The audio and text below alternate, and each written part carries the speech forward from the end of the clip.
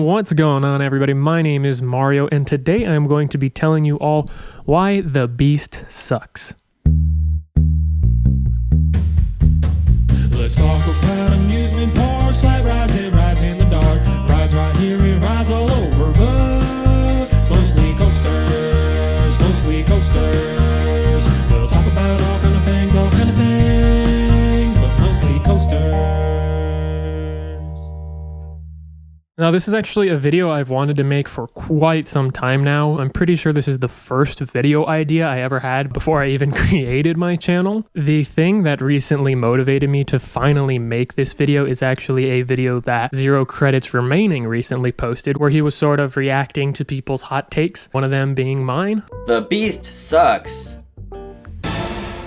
It's one of my top favorite Woodies. I mean, come on, man. I'm not just going with the crowd. I swear. I wrote it at night. That helix, bro. That helix. Definitely go check that video out. It's really entertaining. There's definitely points that were made in that section of the video that had me thinking it's time to finally make a video on why I think the Beast sucks. Now, before we get into the meat of the video, I just wanted to say that this is my opinion. It's totally fine if you don't agree. It's fine if you like the Beast. Roller coasters are made for people to enjoy. That is the whole point of them. I just don't enjoy this one. Just for transparency and fairness sake, due to weather, I do only have one ride on the Beast. Now, before you stop watching, don't completely disregard this entire video. At least hate watch it. But with all that being said, let's just get into it, shall we? I feel like a lot of people will agree with a lot of these points. I just think fans of the Beast will think that the positive aspects of the Beast far outweigh these negatives. One of the reasons that people tend to dislike the Beast is the fact that it is rough. I personally, from my one ride that I had in the second row, didn't think that it was a rough ride at all. So I'm not even going to mention that other than now, obviously. So the first main reason that this ride sucks, it doesn't have any elements. It's kind of just boring. You're boring. This ride feels like it's almost entirely straight track. It does have a few gradual turns and gradual airtime hills, but as far as contributing to the enjoyment of the ride experience, those elements don't do anything. Obviously, we can't talk about elements of the ride without talking about the helix at the end. That helix, bro. Which, yes, is pretty kick, but it is the only element in the ride that actually gives any type of forces whatsoever. And if one element is enough to make a ride a great ride in someone's eyes, then coaster enthusiasts shouldn't really hate on Super Loops. I'm basically saying that Super Loops are better than the Beast, so sorry. Now, there are, of course, other rides out there that don't particularly have impressive elements, and some would say they are bland as well. For example, Millennium Force doesn't exactly have the most creative, most unique elements, but I feel like what differentiates Millennium Force from the Beast is the fact that it takes these elements with incredible speed and it has great pacing. Not to mention that the elements themselves do actually apply a little more forces than the Beasts. And I'm saying this as someone that actually has been pretty critical of Millennium Force in the past, and I still kind of am. But the pacing of Millennium Force, I just feel like is infinitely better than the Beast, which brings me into my next point. The pacing sucks on the Beast. I think it genuinely has some of the worst pacing of any coaster that I've been on. Now, I feel like there's two main reasons that the Beast has terrible pacing. The first being the trims placed throughout the ride, particularly that one long straight track. Well, okay, that's not very descriptive when you're talking about the Beast. Particularly that one long brake run that is under the overhang. And then the second reason the pacing sucks is the lift hills. So let's talk about the brakes first. Like I mentioned, there's trims all throughout the ride. There's one right after the first drop, two small trims scattered throughout, and then there's that long brake run. The small trims, I didn't notice them slowing down the ride too much, so those don't really bother me. But the long brake run, it slows the ride to a crawl. Now, this long section of brakes is probably the single biggest issue I have with the Beast. I feel like it kicks in at the absolute worst time possible. Not only does it kill the momentum you already had, but it feels like it takes forever to pick the momentum back up again. Now, I totally understand that these brakes are on the ride to increase the lifespan of it. Even though that justifies the trims being on the ride, it doesn't make the ride experience any better. All right, now let's talk about the second reason that the Beast has terrible pacing, and that is the lifts. Again, I understand that these are in place for a reason. They're completely necessary, but the speed of the lifts, oh my God. Both of them are painstakingly slow, but I feel like the first one is at least excusable because it kind of builds anticipation. So it's really not the worst thing in the world, especially the first time you ever ride it. You have no idea what to expect. But the second lift, while necessary to bring the train to the best part of the ride, which is the helix, and obviously to bring the ride back into the station, it kills the momentum that you finally pick back up from the trims. So basically the ride experience up to the second lift is slow lift hill, decent drop, fun tunnel, going kind of slow, picking up speed, slam to a brake, slowly pick up speed, get a little bit of that speed back, second lift. Obviously, there's other rides that do this, like Twisted Colossus, but Twisted Colossus has elements between the two lifts. Also, not to mention that Twisted Colossus' second lift does serve a pretty decent purpose, which is trying to align the two trains up to race each other. So, pacing, awful.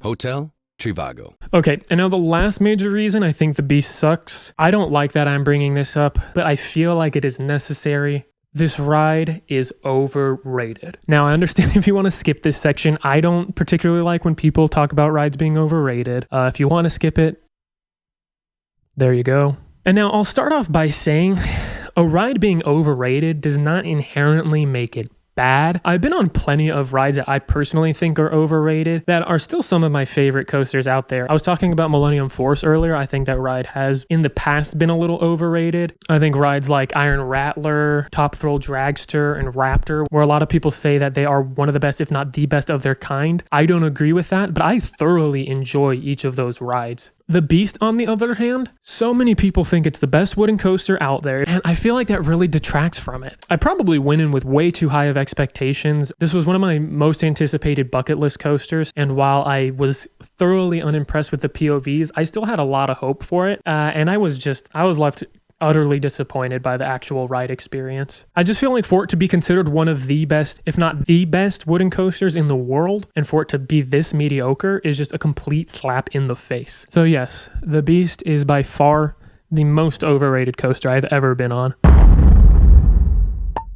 All right, now let's talk about some of the reasons that the Beast is considered a great coaster. Now, the first argument that I hear, not that much, but it is thrown around quite a bit, is that the Beast is classic. Now, when the Beast first opened up in 1979, it actually claimed quite a few impressive records. The most famous record, obviously, is that it was the longest coaster ever in the world and is still the longest wooden roller coaster to date. It was also the fastest roller coaster in the world at the time, and it had the longest drop of any roller coaster in the world as well. Now, I do definitely appreciate the fact that it broke these records at the time and that it does have some historical significance, but at the end of the day, it being a classic doesn't make it a good ride. For example, Corkscrew at Cedar Point. It's a classic. It was record-breaking, being the first coaster to go upside down 3 times and one of the first coasters to have a vertical loop on it at all. But I think 95% of the people that ride it can agree that that ride is not good. The next thing people bring up quite a bit is the fact that it is a long ride. Okay. I mean, the car trip that I took from Indianapolis to Kings Island was a long ride too. That wasn't very fun. Just because you're sitting down on a coaster for a long time, again, does not make the ride experience enjoyable. If you're doing something fun for a long time, like on Steel Vengeance, for example, then it's a fantastic ride. But if you're just tootling around for 5 minutes...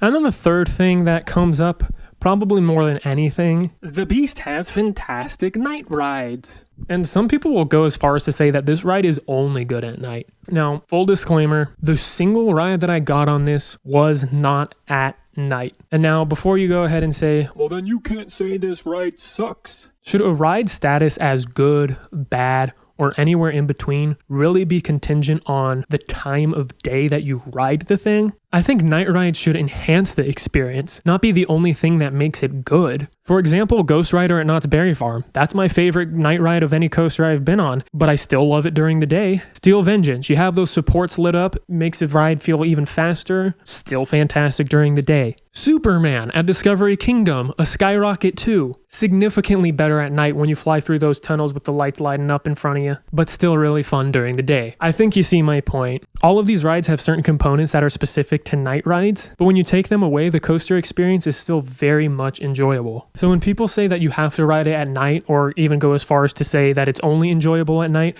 I think that's a bunch of hogwash. You know, hogwash, that's what the kids are saying these days, right? Yo, man, the Beast is lit. Ah, nah, dog. That's a bunch of hogwash. Fam. I think those are the three biggest reasons that people bring up when talking about why the Beast is a great ride. I feel like a lot of people that do defend the Beast feel like these 3 points far outweigh the negatives that I brought up earlier, but I really don't think those 3 arguments are valid. Just to be completely fair, I wanted to mention all the things I like about the Beast. It is a roller coaster. That is good. Alrighty guys, so that's gonna do it. No, I'm just kidding. There are a couple things I like about it. I do think since I had it really hyped up in my mind, that was a big reason that I was not able to enjoy it as much as I would have if I went into it with no expectations whatsoever. But like I mentioned earlier, that Helix is fantastic. It's obviously the best element on this ride, and I think if it were on a lot of other rides, it would be one of the best, if not the best elements still. Just the coaster altogether doesn't have enough going for it for the Helix alone to justify the nothingness of the rest of the ride. Kind of the only other thing that I really enjoyed about the ride was the setting. I do like that it goes out into the woods. However, you don't really fly through those trees like a lot of people like to say you do. I wouldn't call it flying so much as just meandering, which is cool, I guess. There's me trying to be nice. So, do I really think the Beast sucks? No. Overall, I feel like the Beast just offers a ride experience that is okay, unimpressive. It's neither terrible nor is it fantastic, which I feel like is worse than something just being a flat out bad ride. At least with that, there's something to experience, and it's at least not going to leave you bored. For me personally, the Beast ranks as my 117th coaster out of 188, leaving it at the top of the lower half of coasters that I've been on. I think that just speaks to how mediocre I feel the ride is, and it kind of puts it there along with rides such as Wild Mouse coasters and most mine trains. I mean, speaking of mine trains, I enjoyed Adventure Express at Kings Island just as much, if not more, than the Beast. I just found it to be more exciting, quite frankly. Like I said at the beginning of this video, these are just my opinions. Obviously, I really have no problem if you like the Beast. I genuinely am glad that you like it, because I would like to like it. So I definitely want to get back on it. I want to experience the night ride. Hopefully that is as good as everyone makes it out to be. But with all that being said, that's just about going to do it for this one. Thank you guys so much for watching. I'm sorry if I offended you, but also not really. Let me know what you guys think about the Beast. Definitely come back at me. Let me know what points you feel like I made that were flawed. Let me know any other points you would like to bring up. If you agree with me, let me know your thoughts as well. Go ahead and give this video a thumbs up if you like it. Give it 2 thumbs down if you don't like it. Subscribe for more content like this. And this is the end of the video.